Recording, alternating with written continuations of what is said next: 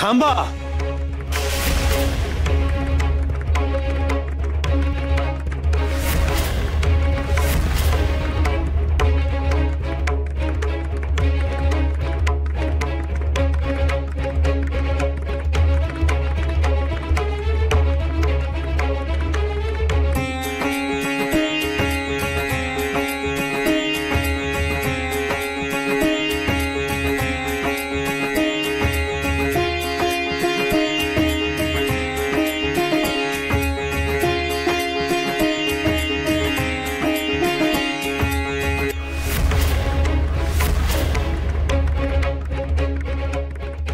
अय्यो, हा दिनू मरून त्याचे भूत आले की काय म्हणतो मी? नाही, हा दिनूच आहे. जिवंत आणि धडधाकट. शिवाप्पा, तुमच्यासारखी सज्जन माणसं तुमच्यावर आरोप करणाऱ्यांना विरोध करत नाही. त्यांना खडसावून प्रश्न विचारत नाही. त्याचाच लाभ घेतात लबाड माणसं. कोणाला लबाड म्हणते? मी त्यांच्या घरातला मोराळा खाऊन ईशबाधा झाली. आमचा काय लाभ झाला? मी तुम्हाला लबाड म्हटलेलंच नाहीये. तुम्ही स्वतःला लावून घेताय. याला म्हणतात खाई त्याला खाऊ खवे.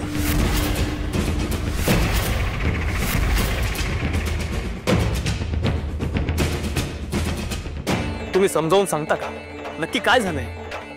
हो, त्यासाठीच तर मी आलोय. तुमच्यापैकी बाजारपेठेत विकत घेतलेला मोरावळा कुणी कुणी खाल्ला सांगा ना, सांगा.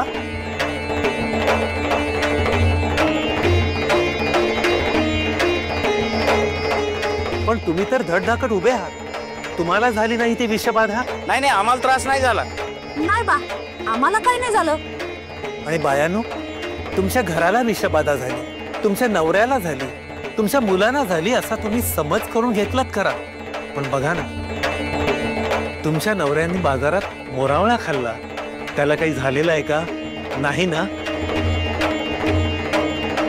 याचा स्पष्ट अर्थ असा होतो की विषबाधा मोरावळ्यामुळे झालेली नाहीये. त्यामुळे हा आरोप चुकीचा आहे.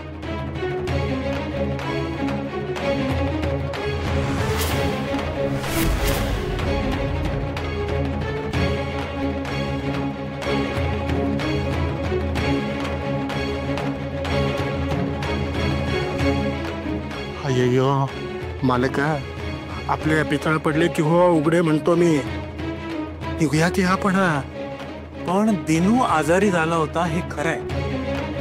मग दिनूने मोरावळा खाण्यापूर्वी आधी काय खाल्लं होतं ते त्यालाच विचारू. काय रे दिनू, तू काय खाल्लं होतंस? अरे खार प्रेमाचं इड आहे.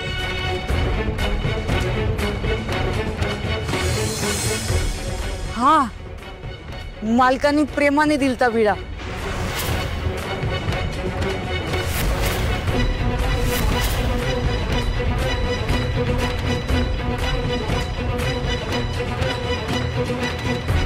आता ते विड्यात काय होतं ते मालक तुम्हीच सांगू शकता.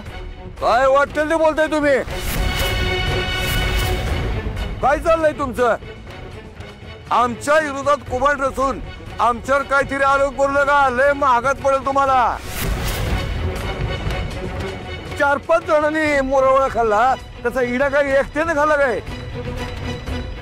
आम्ही खाल्ला, या दामूने खाल्ला, दोन्हीने खाल्ला. आम्हाला काही नाही झालं ते.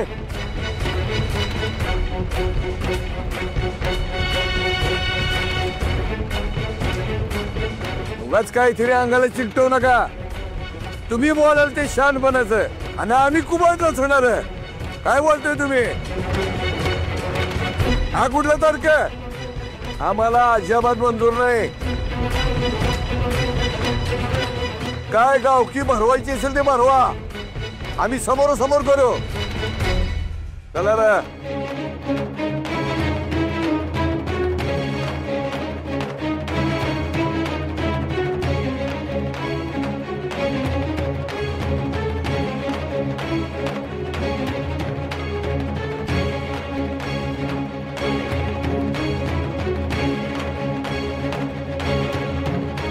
तुम्हाला अजूनही यांचंच चूक वाटतंय का?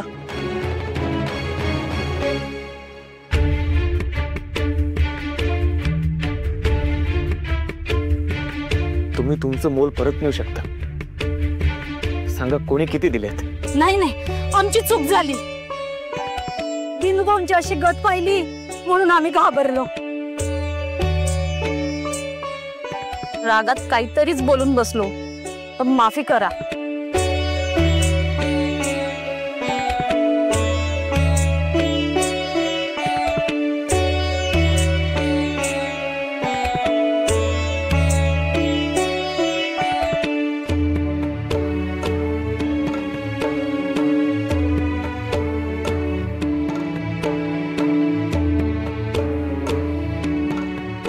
राग नका मानू. हे येडा प्रकरण मला ठाव नव्हतं. माझी गल्लत झाली आजी, माफ करा. अगं असू दे असू दे. आमचं कर्म ही तो जाणतो आणि तू नवऱ्यासाठी घाबरलीस हेही तो जाणतो. आमच्या नको त्या विठुरायाच्या पाया पड. बायजा, तुझा नवरा जिवंत आणि धडधाकट आहे. तो सखुताईमुळे आणि विठुरायामुळे. सखूने विठुरायाचा नामघोष त्याच्याकडून करून घेतला म्हणून तो तगला.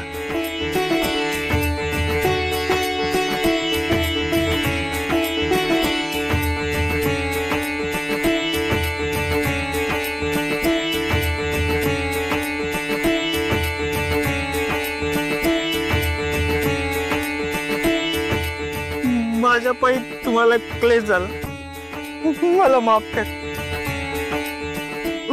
सखुताईचे उपकार मी जिंदगीभर विसरणार नाही.